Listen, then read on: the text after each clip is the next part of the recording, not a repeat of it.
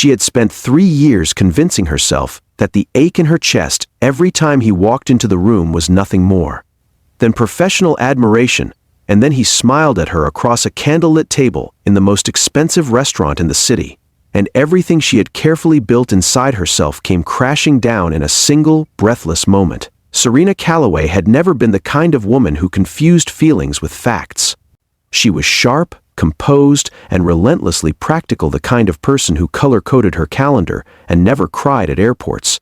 She had clawed her way up from a junior content writer at Voss and Mercer Enterprises to senior communications director in just under 4 years, and she had done it without leaning on anyone, without bending her spine, without letting anyone get close enough to matter. She was proud of that. She wore it like armor. Marcus Voss was the CEO, the kind of man who seemed designed to make ordinary rooms feel smaller. He was not loud about it. That was what made him dangerous. He didn't announce his presence with arrogance or cold authority the way some powerful men did. He simply existed in a space, and somehow, everyone in that space rearranged themselves around. You're watching Wake Up Files, where every story carries a message of hope, kindness, and unexpected miracles. If you believe one story can inspire millions, press like, share this video, leave your thoughts in the comments, and subscribe to Wake Up Files so you never miss a story like this. Around him without quite realizing it. He had dark eyes that always seemed to be thinking something he hadn't decided to say yet, and a smile that appeared rarely enough to make you feel chosen when it landed on you.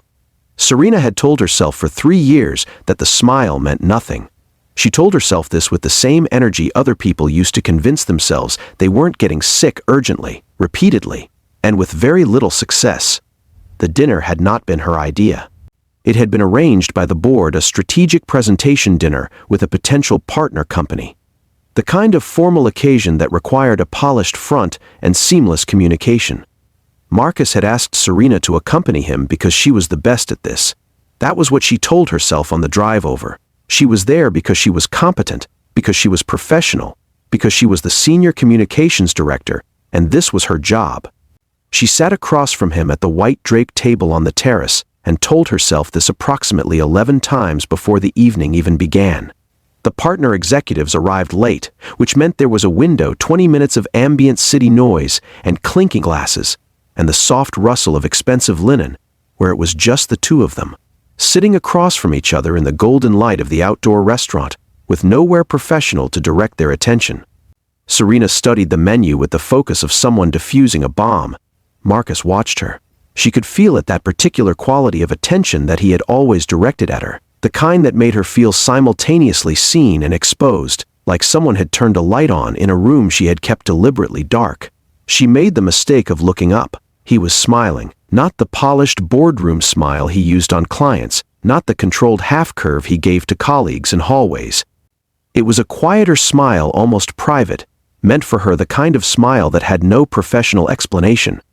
It reached his eyes in a way that made her stomach drop straight through the floor of the terrace and into the pavement below. She held his gaze for exactly 2 seconds too long. She knew at the moment it happened, felt the air between them shift and thicken. She looked back down at her menu.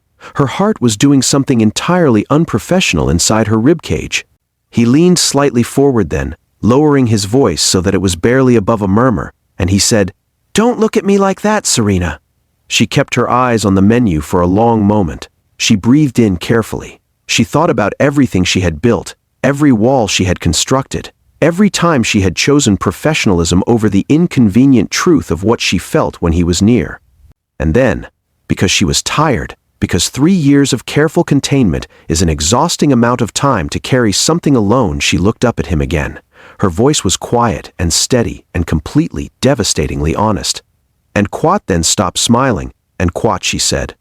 The words sat between them like something dropped from a great height, and Marcus Voss, who never looked caught off guard, who ran billion-dollar negotiations without blinking, looked, for just a moment, like a man who had been holding his breath for a very long time and had finally exhaled. What Serena didn't know, what she couldn't have known, was how long he had been fighting the same war on his side of the table. She had built walls. So had he, but his were different. His were made of responsibility and reputation, and the relentless awareness that he was the CEO and she was his employee, and that whatever he felt, however real it was, it could not be something he imposed on her.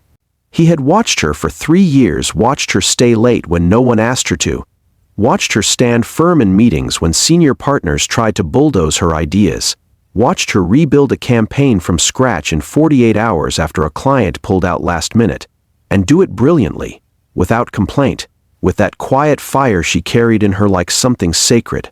He had told himself, over and over, that admiration was not the same as what he actually felt. He had not been convincing himself any better than she had. The partner executives arrived then, and the evening snapped back to its professional shape.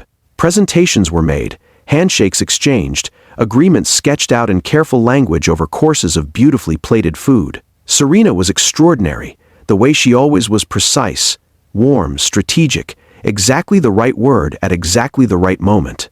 Marcus watched her work and felt something settle in him like gravity pulling things into their proper place.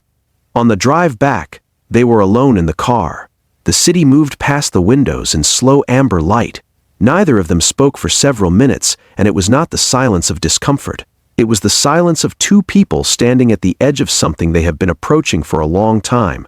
Looking down, Marcus spoke first.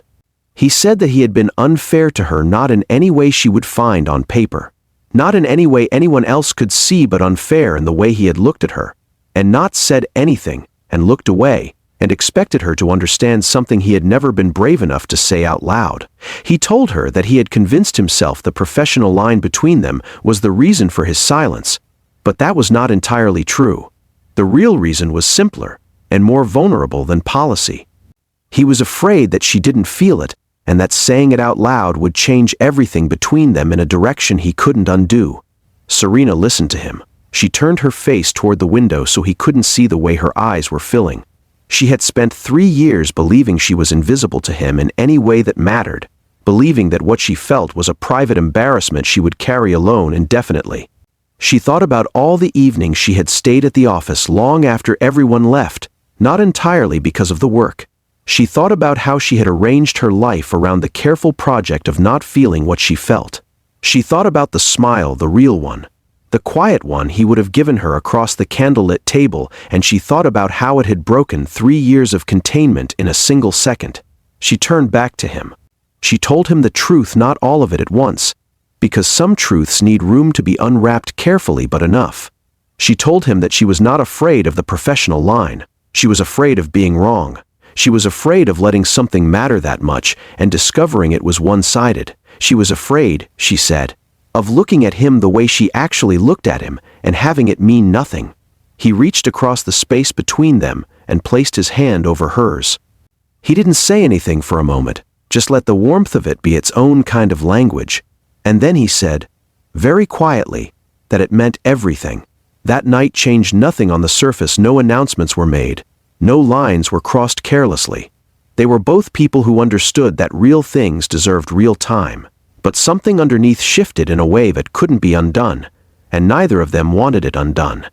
They began the slow, honest work of letting someone in, not the curated, armored version of themselves they showed the world, but the real one, the tired one, the one that had been quietly hoping for a long time without admitting it. In the months that followed, Serena learned that Marcus made coffee too strong and read history books at midnight, and went entirely silent when he was thinking through something difficult, and that if she waited long enough, he would always say the real thing eventually.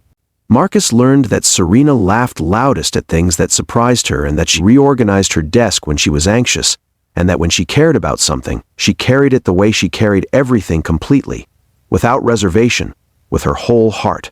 They built something quietly, the way real things are built, not in dramatic declarations, but in ordinary moments chosen deliberately, in honesty offered when silence would have been easier, in two people deciding, over and over, that this was worth showing up for. And sometimes, at a dinner table or in a quiet car, or in a moment borrowed from an ordinary day, he would smile that private, impossible smile, and she would look at him the way she actually looked at him, and neither of them would look away.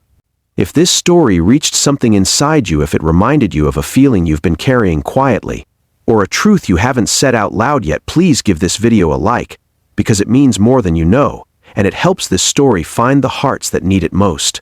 And before you go, drop a comment below, even just one word that describes how this story made you feel. Your words become the reason we keep telling these stories.